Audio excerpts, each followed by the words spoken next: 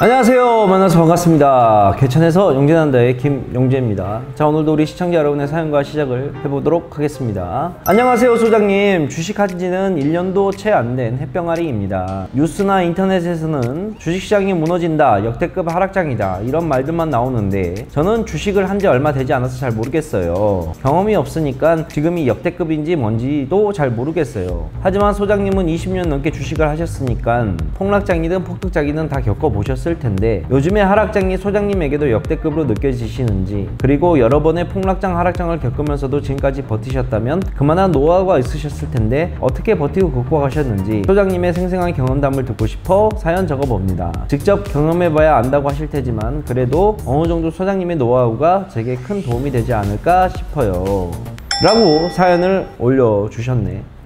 지금 시장이 하락장이 시작한 지 한 1년 정도 됐지만 역대급은 아니지. 개인적으로 봤을 때 이게 하락장이라는 거는 빼지도 못할 만큼, 내가 손절도 못할 만큼 작살이 나는 걸 하락장이라고 하는 거야. 지금은 언제든지 뺄 수 있는 타이밍이 많았어. 자, 예를 들어서 어떠한 내 자산이 1000만 원이 있었어. 그래서 이 1000만 원을 주식을 갖고 있었는데 일주일 만에 1000만 원이 400만 원이 된 거야. 그러면 마이너스 60%지. 이거는 폭락장이야. 일주일 만에 60%가 까였다 치면. 근데 내가 1000만 원이 있었어, 주식을. 근데 6개월에 거쳐서 내가 마이너스 40%가 됐어. 이거는 우리가 하락장이라고 얘기를 하는 거야. 폭락장은 내가 자고 일어났더니 손 쓸 수 없을 만큼의 작살이 나가지고 이거를 도저히 아쉬워서 못 끊어내는 거야. 근데 하락장일 때는 언제든지 종목을 뺄 수 있는 기회가 많았었어. 지금은 하락장이잖아. 근데 이게 역대급 하락장이다? 아니지. 하락장보다 더 무서운 건 폭락장이지. 98년도 IMF 때처럼, 08년도 때처럼, 또 2019년 코로나 때처럼. 지금의 이 하락장은 솔직히 나는 내 개인 매매만 놓고 본다 그런다면 나는 아무런 지금 문제가 없어. 내 개인 매매는 시장이 빠지든 하락을 하든 크게 상관이 없어. 왜? 나는 시장이 하락장 접어드는 딱 그 시점부터 하락장 온다고 내가 언제부터 얘기를 했어? 작년 10월달 11월달부터 얘기를 했던 내 유튜브 내용이야. 내 방송들을 보게 되면 나 그때 이미 주식을 다 빼놨거든. 그러고 나서 이제 나는 메인 종목 한 개만 딱 잡아놓고 그거를 어떻게 매매를 하느냐. 하루에 그냥 동시효과 되면 종가 기준으로 50만원, 100만원, 어떨 때는 200만원, 지금도 매일마다 사고 있으니까. 자, 그러면 생각을 해봐. 평균 단가가 어떻게 되겠어? 계속해서 떨어지겠지. 지금도 사고 있고. 그러면 언젠가 시장이 하락을 멈추고 나서 턴어라운드를 하게 되게 되면 마찬가지로 내 종목들도 수익이 나기 시작을 하게 되겠지. 그래서 나는 시장이 하락을 하든 상승을 하든 크게 문제는 없어. 내 투자 방법이 지금은 그런 식으로 가고 있으니까. 다만 이거는 안 좋은 게 뭐냐, 시간이 오래 걸린다는 투자 방법인 거지. 기간이 오래 걸린다는. 그래서 이게 본인한테 맞으면 하는 거고 안 맞으면 안 하면 되는 건데, 하락장을 그래서 저는 겪는 게 그렇게 크게 저한테는 문제는 아니에요. 하락이 시작을 하게 되는 징조나 이런 게 보이게 되면 다 팔고 매매를 안 하면 되는 거니까. 중간중간에 단타나 조금씩 하면서 매매를 하면 되는 거니까. 조사를 좀 해온 거 있는 거 보면 버크셔 해서웨이라고 그 워렌 버핏이 대표로 있는 회사가 있어. 이 회사는 기본적으로 뭐 10가지를 뽑아가지고 투자에 대한 의사결정을 한다고 하는데, 1. 회사는 양호하고 성공하는 경제 또는 산업에 속해야 됩니다. 2. 소비자 독점을 누리거나 충성도가 높은 브랜드여야 합니다. 3. 자원이 풍부한 사람과의 경쟁에도 취약하면 안 된다. 4. 수입은 양호하고 일관된 이윤 마진으로 상승 추세에 있어야 합니다. 5. 회사는 낮은 부채 비율이나 높은 부채 비율을 누려야 합니다. 6. 투자 자본에 대해 높고 일관된 수익을 내야 됩니다. 7. 성장을 위해 이익을 유지한 이력이 있어야 합니다. 8. 높은 운영 유지 비용, 높은 자본 지출 또는 투자 현금 흐름을 가지면 안 됩니다. 9. 회사는 수익을 좋은 사업 기회에 재투자한 이력이 있어야 하며 경영진은 이러한 투자로부터 이익을 얻은 종목 실적이 있어야 됩니다. 회사는 인플레이션에도 가격을 자유롭게 조정할 수 있어야 됩니다. 라고 뭐 투자 기준을 10가지를 정해놨다고 하는데, 이거를 읽고 나서 내가 제일 드는 생각은 뭐냐면, 훌륭한 사람에 대한 조건 10가지. 거짓말하면 안 된다. 착하게 살아야 된다. 남에게 베풀 줄 알아야 된다. 내 일에 최선을 다해야 된다. 똑같은 말이야. 이해가지? 근데 이러한 종목들을 찾는 것 자체가 굉장히 어렵지. 내가 주식하면서 정말 힘들었을 때가 언제냐면 08년도 때 한번 좀 힘들었었어. 서브프라임 때. 그때가 내가 가장 많이 돈을 번 시점이기도 했는데 힘들기도 제일 많이 힘들었던 시점이었어. 왜? 팔아야 되냐 말아야 되냐 고민을 엄청나게 했었거든. 손실을 많이 봐서 힘든 게 아니라 의사결정을 내리는 데 있어서 되게 힘든 거야. 08년도 서브프라임 막 터졌을 때 시장 경제가 어렵다고 하는데 그때 내가 판단하기에는 이게 그렇게 큰 문제가 아니라고 나는 생각을 했었으니까.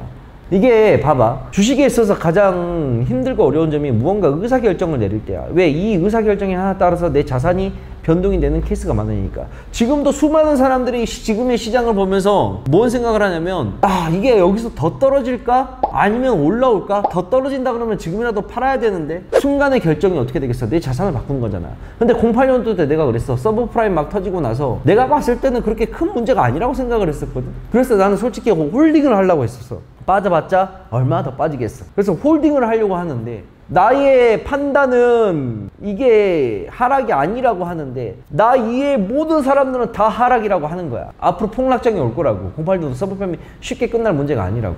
내 의견이 맞는 건지 그 사람들의 의견이 맞는 건지 헷갈린 거지. 난 거기서 판단을 잘해야 되지. 왜냐, 만약에 내 의견이 맞다 그런다면 나는 안 팔고 홀딩을 해야 돼. 그러면 나는 큰 돈을 벌 수가 있었을 거야. 근데 만약에 내 의견이 틀리다고 한다 그런다면 어떻게 되겠어? 나락으로 간다 그랬지. 그게 제일 힘든 거야. 어떠한 의사결정에 따라서 내 자산의 규모가 바뀔 수가 있다는 게.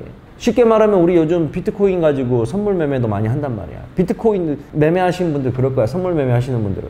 상방이냐 하방이냐, 지금 올라가냐 마냐, 이 의사결정 자체가 얼마나 힘든 건지, 그게 제일 힘든 거지. 예전에도 한번 설명을 했었지만, 무언가 결정을 해야 되는데, 예를 들어서 08년도 때 내 의견이 맞냐 네 의견이 맞냐, 그래서 파냐 마냐를 결정을 해야 될 때 일단은 결정은 어떻게 해야 된다 그랬어? 파는 게 맞다 그랬어. 왜?